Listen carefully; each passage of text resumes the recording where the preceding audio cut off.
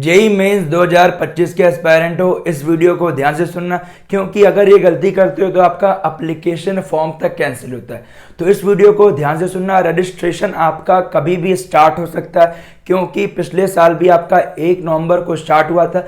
दिवाली के बाद इस बार भी स्टार्ट हो सकता है। तो क्या गलतियां नहीं करनी है इस वीडियो में डिस्कस करूंगा। चैनल को सब्सक्राइब फॉलो नहीं किया है कर लीजिएगा, क्योंकि जब तक आपको लास्ट में कॉलेज नहीं मिल जाएगा तब तक आपके भैया साथ देंगे। आपका काम है पढ़ाई करना, एंड मैं आपको पूरा एग्जामिनेशन से लेके जब तक कॉलेज नहीं मिलेगा कौन से एप्लीकेशन फॉर्म भी और फिल आउट करने हैं, एग्जाम होने के बाद क्या क्या चीजें करनी है। बच्चे वहीं गलती करते हैं और उनको अच्छा कॉलेज मिल नहीं पाता है गलती की वजह से।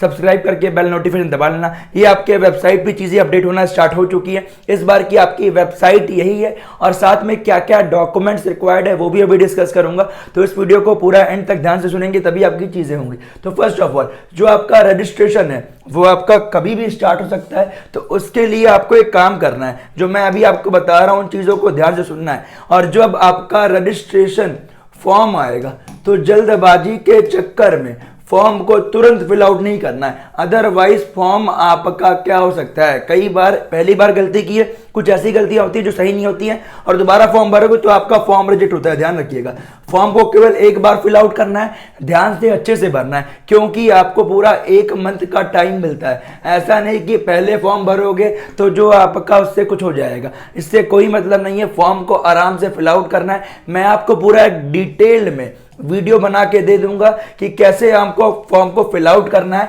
और जो आपके डाउट्स रहेंगे तो उसमें आप कमेंट करेंगे, मैं आपका सबका रिप्लाई भी करूंगा, और एक लाइव भी ले लेंगे जिससे आपके सारे डाउट भी डिस्कस होंगे। तो फॉर्म को तुरंत फिल आउट नहीं करना, फिर से बोल रहा हूं, जल्दबाजी में गलतियां नहीं करनी है। अच्छे से फॉर्म को आराम से भरिएगा, क्योंकि जल्दबाजी में गलती करोगे तो आपके फ्यूचर का सवाल है। फिर बहुत सारी चीजें करेक्शन विंडो में भी चेंज नहीं होती है, और करेक्शन विंडो का अब टाइम नहीं है। पूछो क्यों? अभी आपका नवंबर आने वाला है, फिर नवंबर, दिसंबर, जनवरी में आखिरी के 20 दिन ही बचे होंगे। 25 के आसपास आपका एग्जाम स्टार्ट होगा। तो आप खुद सोचो, आपको पढ़ाई करना है, ना करेक्शन विंडो का वेट करते रहोगे।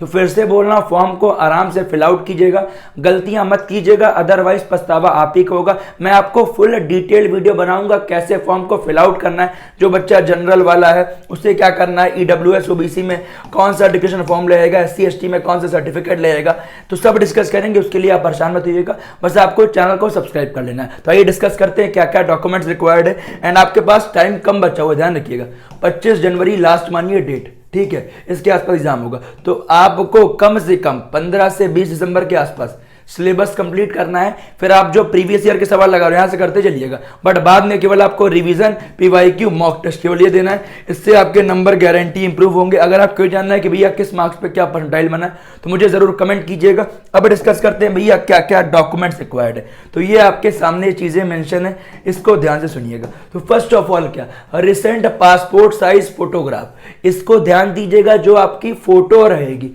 इसको आप सॉफ्ट कॉपी, हार्ड कॉपी दोनों रखिएगा। कई बार बच्चों के पास हार्ड कॉपी गायब हो जाती है, मतलब कम, उन्होंने फॉर एग्जांपल 16-32 बनवा के रखे हैं तो उनके पास नहीं रहती है। फिर पूछते हैं भैया मैं कोई और फोटो यूज कर सकता हूं क्या? एग्जाम में आपने जो फोटो फॉर्म में लगाई होगी वही लेके जानी होती है। तो अपने पास सॉफ्ट हार्ड कॉपी दोनों रखिएगा। सिग्नेचर ये आपको लगाना रहेगा।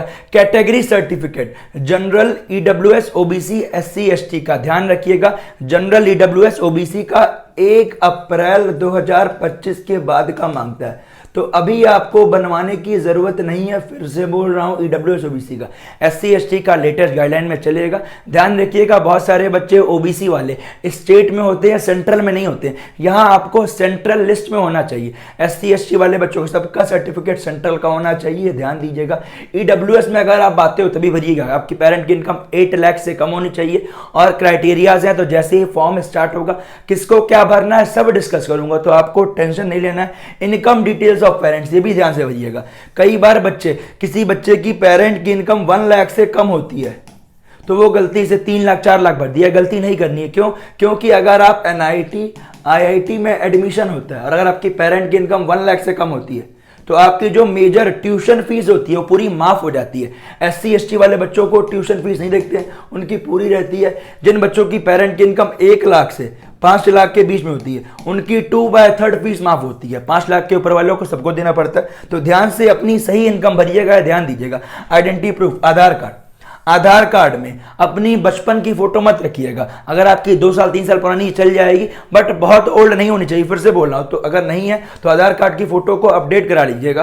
क्लास 12 का रिजल्ट, जो बच्चे अभी फ्रेशर हैं उनका 12th का रिजल्ट नहीं लगेगा, क्लास 10th का रिजल्ट, ठीक है। बहुत सारे बच्चे, अब एक गलती, बहुत सारे बच्चों का पेरेंट्स का नाम ही इशू रहता है कि उनके मार्कशीट में कोई और नाम है, आधार कार्ड में कुछ और है। फॉर एग्जाम्पल किसी पापा का नाम आलोक गुप्ता है और आपके आधार कार्ड में आलोक कुमार गुप्ता है, तो जो आपका क्लास 12th या 10th में है वही भरिएगा, ठीक है। क्योंकि आधार कार्ड में तो आपका चेंज हो जाएगा। और बाई चांस अगर जब आपका काउंसलिंग होती है तो वहां पे आपका क्या करना होता है मैं बताऊंगा, बट आप आधार कार्ड से नाम को चेंज करा लीजिए, ठीक है। तो जो भी चीजें मिसमैच मत कराइएगा, बहुत सारे बच्चों का मिसमैच होता है, फिर बाद में इश्यू आता है, ठीक है। और ध्यान दीजिएगा, क्या जब भी आप फॉर्म भरेंगे तो जो आपका नेम है, डीओबी है, पेरेंट्स का नेम है, ठीक है, और जो आपका मोबाइल नंबर है, ईमेल आईडी है, ये सब दोबारा चेंज नहीं होता है, ध्यान दीजिएगा। तो जो भी फॉर्म को फिल आउट कीजिएगा, अच्छे से फॉर्म को फिल आउट कीजिएगा, अदरवाइज फॉर्म में गलती होगी तो आपके मन में टेंशन होगी। पहली बात तो करेक्शन विंडो का वेट करोगे और पढ़ने में मन नहीं लगेगा। क्यों? आपके पिछले 2 साल 3 साल की मेहनत है और आप घर में भी नहीं बताओगे, अगर वहां बताओगे तो आपको डांट पड़ेगी। तो ये चीज ध्यान दीजिएगा कि आप चैनल को सब्सक्राइब कर लो, हर चीज पूरा डिटेल में कैसे फॉर्म को फिल आउट करना है पूरा एंड तक आपको डिस्कस करूंगा। परेशान मत होइएगा, फॉर्म फिलिंग का प्रोसेस थोड़ा हैक्टिक होता है, बट एक दिन देंगे आपका 1-2 घंटे में अच्छे से फॉर्म फिल आउट कीजिएगा। क्योंकि आप वीडियो खोले बगल में रहिए कीजिएगा और फॉर्म को फिल करते रहिएगा, कोई आपकी गलती नहीं होगी, ठीक है। किसी के मन में कुछ डाउट होगा इस वीडियो के नीचे कमेंट कीजिएगा। मिलते हैं आपसे अगले वीडियो में। कुछ भी ऑफिशियल आता है, कब से आपका स्टार्ट हो रहा है, कैसे करना है, कब आपको कहां क्या लगाना है, सब डिस्कस करेंगे। मिलते हैं अगले वीडियो में। बाय बाय, जय हिंद।